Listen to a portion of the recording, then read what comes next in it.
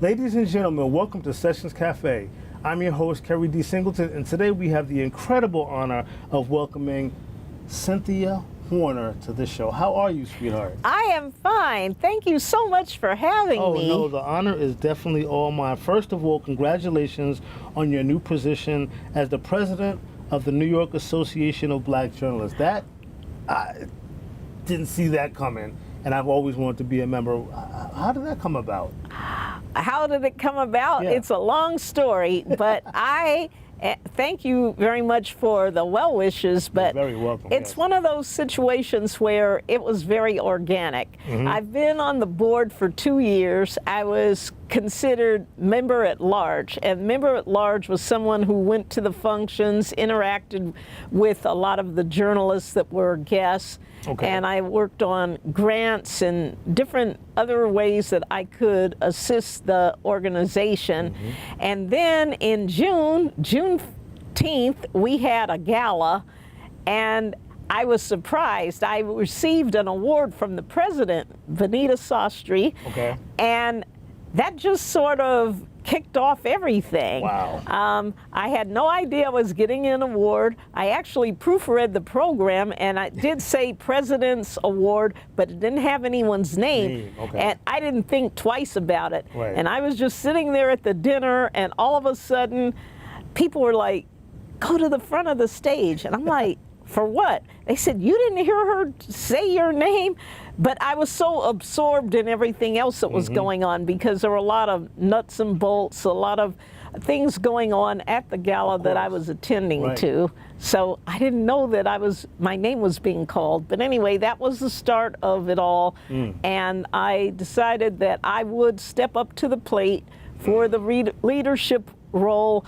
And I'm very glad that I did. People are very happy for me. I've always been a mentor to people. Now, a lot of these journalists will have an opportunity to work one-on-one with me on committees and things of that nature. So I'm very pleased about that.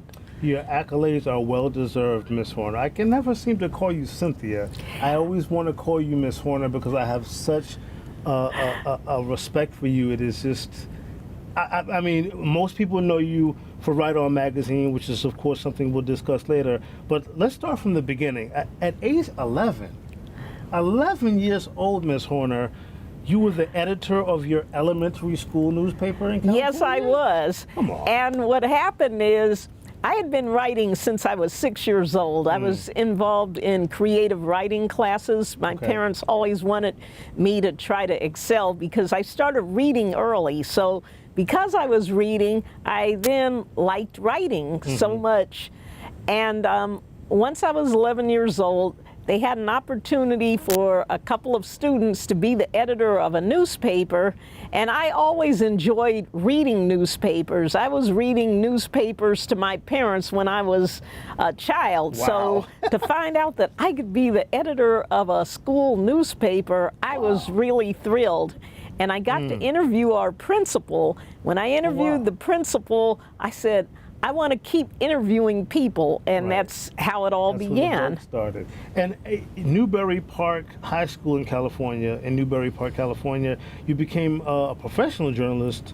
What did you write about in high school? This is what I wrote about. I was writing a column, a weekly column about what was going on at our school, and that was getting published in the weekly newspaper, the News Chronicle. Okay, but they said, the publisher said, why don't you write about other subjects? I said, you'll let me? And they said, yeah, why not? You know, you're already contributing on a regular basis. So they told me to look for community stories that I could write about. So I was writing about things like, at the time, we were involved with the Vietnam War. So I wrote an article about the prisoners of war. We were doing a campaign where we were selling bracelets with the names of all those different soldiers and airmen that were missing. And we were using the donations, the financial donations, to try to help them recover either the remains of these prisoners or to actually find them alive. So I wore a bracelet for 2 years that said Lieutenant James Carter. That was the person whose name was on my bracelet. And eventually, I think I found out that he did pass away at some point. I don't know what the circumstances were. But anyway, I liked doing that. And then I also wrote about a distant relative who had, he had a very debilitating illness. Okay, a relative of yours. Sickle cell. Yes. And so I wrote about that, and I just really loved it. And then once I got to college, of course, I got to write all the time for the weekly newspaper at the college. And then they had a magazine, and the magazine was called the Oasis Magazine. And I went to a seminar that was in the general area, and that's where I met the Peanuts creator, Charles Schulz. Oh, wow. Now, Yeah. was that at Seaver College of Pepperdine University, in yes. Malibu? Okay, okay. And Charles Schulz was a recluse. All he did was sit in his studio that he had in Northern California and create all these different comic strips with Charlie Brown and Linus and Lucy and all of them. And he allowed me to interview him.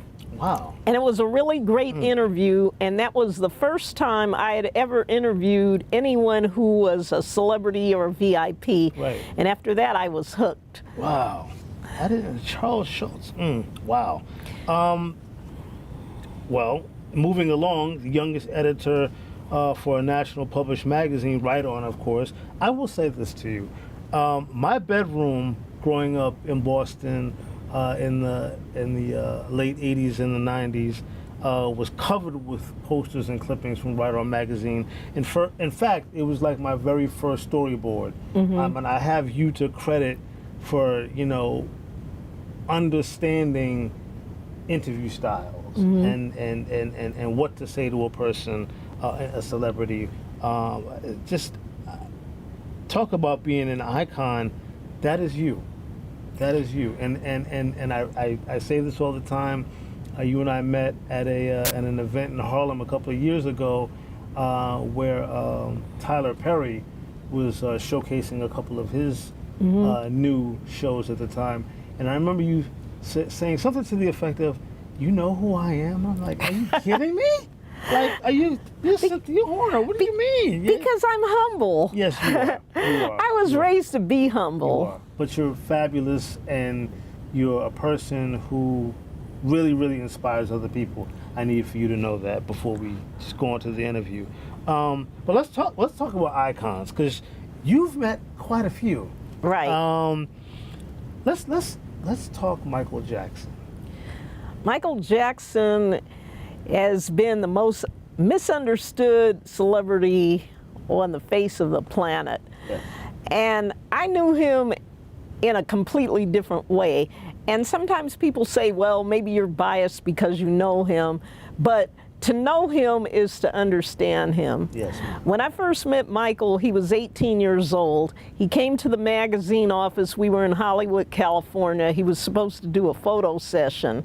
And it was a test moment for me because I was new, and they wanted to make sure that I could get along with the Jacksons because they were so important to the magazine. Yes, ma'am. Okay. So Michael came through the lobby, and I was out there waiting to meet him, and he was very intrigued with the fact that I was so youthful looking. So that made him feel better right away because he was extremely shy, Right. and he didn't know what he was facing. He didn't know anything about me. Right. So he said, "You're shy like me."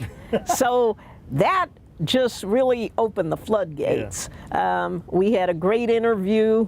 He didn't talk a lot because his answers were always pretty short, but we had a great rapport that had developed. And his uncle, who was his chaperone, Uncle Lawrence, he contacted Michael's father, Papa Joe, whose office was down the street from our office. Oh, okay. And so Joe Jackson contacted me, and he said, "Hey, I hear that the interview went well. Michael liked you." He said, "Why don't you come by the house Wow. And I said, come by the house? And he said, yeah.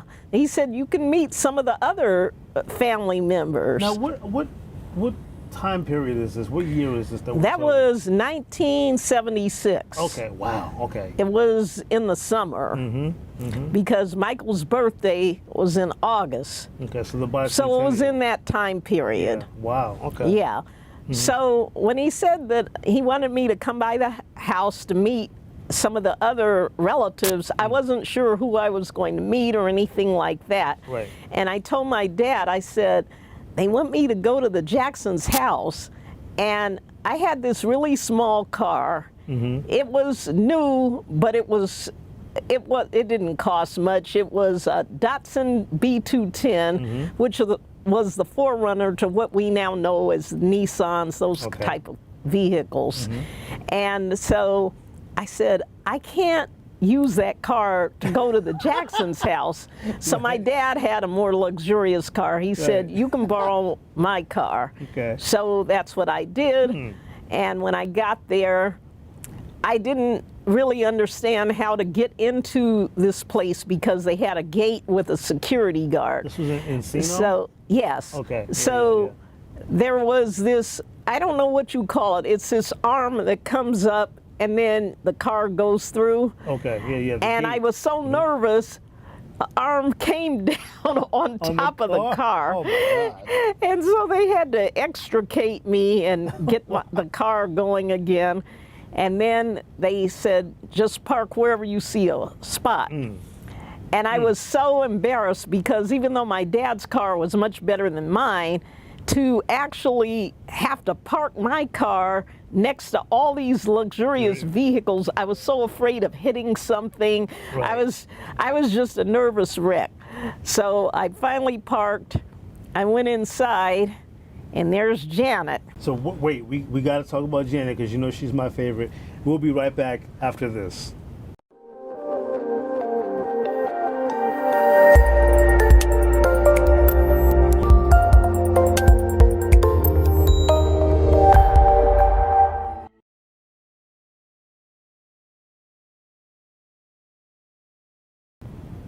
And we're back with Miss Cynthia Horner, and she's going to talk to me about my favorite entertainer, Janet Jackson. So what was it like meeting Janet and the rest of the Jacksons, for that matter, on your first trip to meet the family in Encino? Okay, well, Janet was very young, probably around 9 or so. Yeah. And she and I were somewhat similar in height and skin color. So we kind of bonded right away. Wow.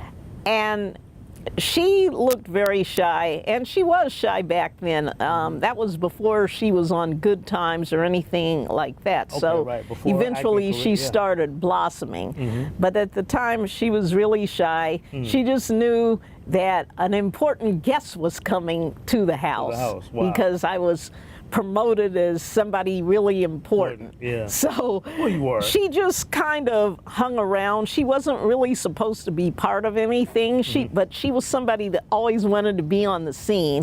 And she thought that because of my small stature and my youthful appearance, she thought maybe I was supposed to be coming over there to visit her instead of Michael. Wow. Because You was going to be her playmate. Right, Wow. right. Wow. So That's so she didn't cute. want to leave. She figured she wanted to sit there. She wanted to hear what was being said. And then the next person I met was LaToya. And she came out looking very glamorous, very flawless. I Right. mean, back then, LaToya Jackson was the it girl. Right. So, you know, she had on full makeup and everything, and I was like, oh my gosh. Wow. Because back then I didn't really wear makeup too often, so I was in awe just seeing LaToya. Yeah. And then, of course, I met Mrs. Jackson, who's still a friend to this day. Wonderful. I didn't meet the other Jacksons on that trip. I met some of the other ones at another time, because once I was there, they wanted me to come every Saturday. Oh, wow. And I couldn't come every Saturday because I had some other responsibilities, exactly, but right. I was there a lot. Right. You know, I was considered part of the family after a while. They liked the fact that I was from Indiana. Right. They figured I was from humble beginnings. Right. Our beginnings were totally different, but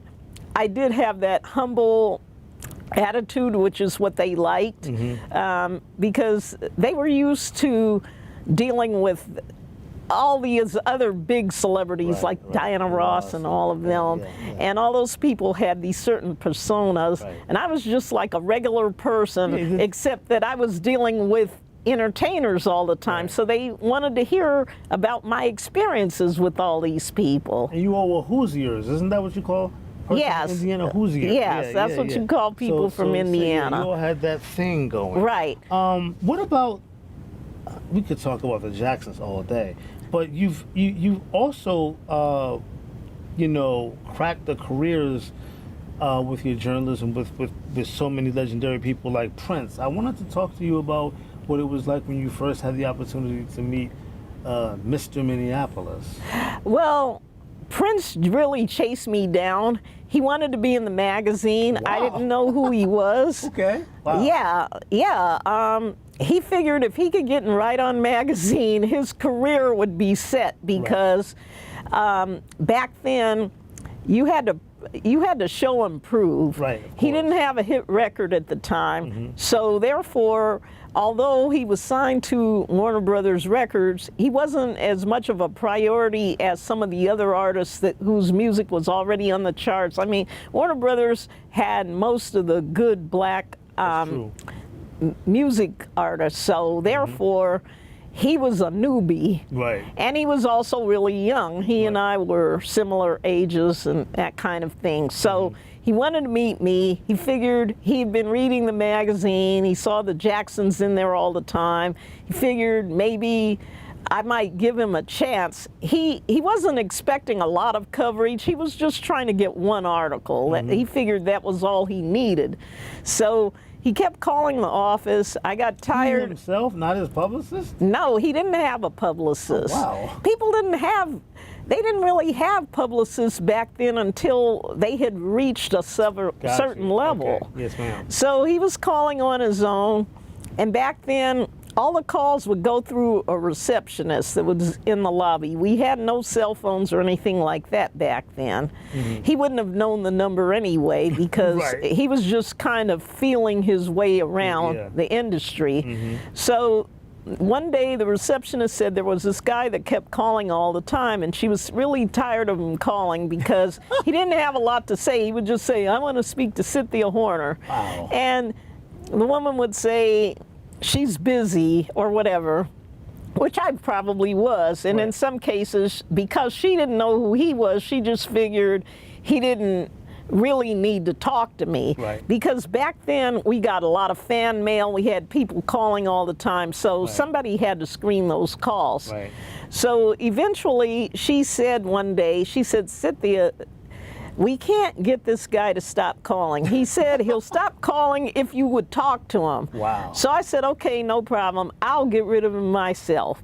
So the next time he called, I said, "Look, unfortunately, you cannot keep calling here." And he said, "I just want you to hear me perform." I said, "I really don't have that kind of time."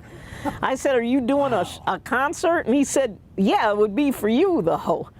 And I said, "You would perform for me specifically?" And he said, "Yeah." He said, "I just want you to see that I have the talent to be in the magazine." So I said, "Okay, as long as it's somewhere nearby, I'll go over there and take a look." So he gave me an address. I went to, it was a rehearsal studio, and he had all these instruments, and he started playing these different instruments. And I said, "Wow, he knows how to play all these instruments. He's like a one-man band." And he was really handsome. So I said, "Okay, we'll give you a shot. We'll do an interview." So we set up an interview on another day. He said, he didn't need anybody to set it up for him. He would handle it himself, because I just figured at that Right. point he would have a manager Right. take care of it. But he had me meet him near the job, outdoors, and he had on a pair of shorts and boots. And I mean, he was looking really crazy, actually. But he had such a good-looking face. He had beautiful eyes. His hair looked great. Skin looked great. He was like the total package. It's just that he was a different package than right. what I was accustomed to seeing. Right. First of all, I was used to seeing people fully dressed. This guy always had his chest out, Right. and he wore boots with a heel to it because he was Short. yeah. And he and I got along really well. It's just that I didn't understand anything he was talking about. And it's funny because I still have the original recording, so I know what we talked about. Yeah. He basically talked in short sentences, and he spoke in riddles. Wow. Like if I said, "What's your favorite food?" he would say bubble gum. Or if I say, "What's your last name?"